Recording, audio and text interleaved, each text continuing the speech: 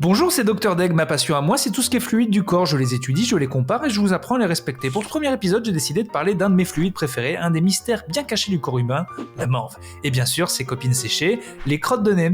Oui, c'est dégueu, mais c'est pas pour autant qu'on doit être ignorant. Dr Deg, il nous apprend des choses sur les trucs dégueux qu'on n'a jamais osé demander parce que c'était dégueu, Dr Deg.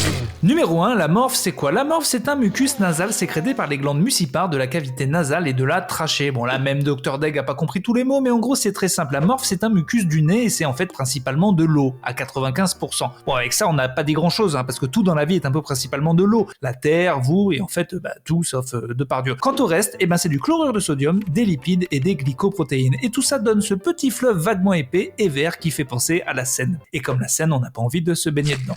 Numéro 2, la morve. Mais à quoi ça sert? La morve agit un peu comme un préservatif, elle protège des maladies parce qu'elle capture plein de maladies, sans parler des microparticules. En bref, votre nez est une déchetterie. Et pas du genre cool où on retrouve un vieux docteur Maboul dans lequel il manque quelques pièces. Non, un vrai dépotoir à maladies. D'ailleurs, la morve sert aussi d'hydratant type Nivea pour l'air que l'on respire. Ah oui, l'air est ainsi humidifié et même réchauffé, donc sans morve tu te chopes une bonne tuberculose doublée d'une pneumonie et un nez tout irrité. Alors on dit quoi? On dit « Merci la morve, grâce à toi j'ai moins de maladies. Merci la morve pour l'air chaud, j'aime pas l'air refroidi. Merci la morve, grâce à toi je sens rien dans le métro. Merci la morve de mon nez, tu es le super-héros. Merci la morve. » Numéro 3, mais qu'est-ce qu'on fait de toute cette morve? Malade ou pas, on produit de la morve en permanence, mais en temps normal, on s'en rend pas compte. Mais alors, qu'est-ce qu'elle devient, cette morve? On fait comme le chef-lieu du département de la Mayenne. On l'avale.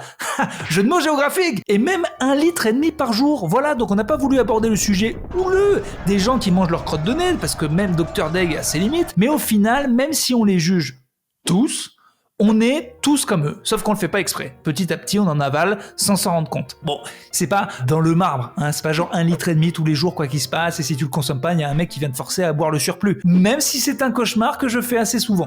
Non, je veux pas boire la morve. Non, je veux pas. Numéro 4, pourquoi on a le nez qui coule? Parce qu'il fait froid. Voilà, allez, fin du point, cassez-vous.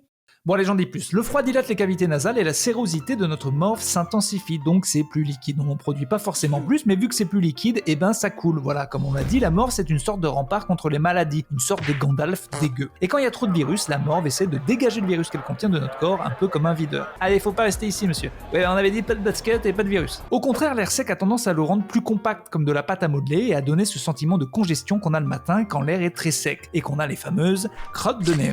Numéro 5, mais alors c'est quoi les crottes de nez? Le nez est un endroit très humide, c'est pour ça que la morve est un beau fluide qui tapisse les murs de ton nez comme un joli papier peint couleur taupe. Mais que se passe-t-il quand notre amie la morve sèche? Elle se transforme en crotte de nez, ni plus ni moins. Elle se raccrotte jusqu'à sa disparition.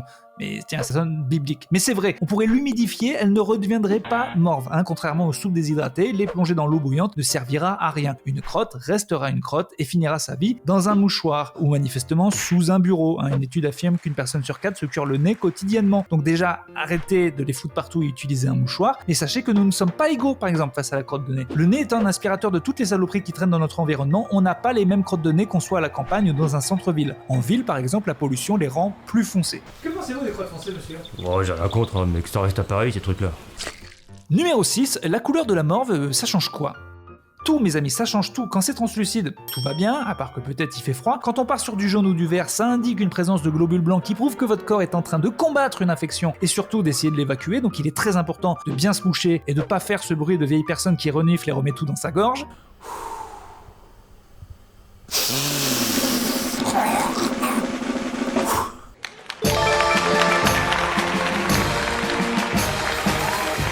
Et alors si on part sur du rose ou du marron, là ça indique une présence de sang et c'est beaucoup plus grave, il faut consulter très vite. Un vrai docteur, pas un docteur Deg, vraiment une personne avec un diplôme. C'est mieux. Numéro 7, est-ce qu'on peut manger ces crottes de nez? Non. Voilà, c'est dégueu. Allez, arrêtez, fin du top.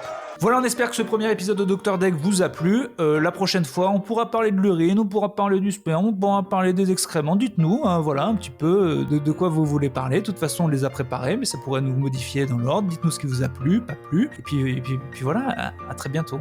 Merci. C'était Dr Deg. Qui est pas Deg, mais qui parle de trucs Deg.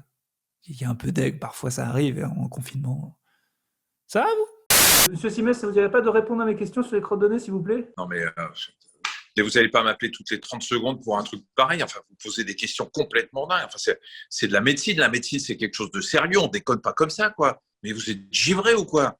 Mais foutez-moi la paix. Moi, j'ai autre chose à foutre, hein. Je suis médecin. Je suis pas un rigolo, moi.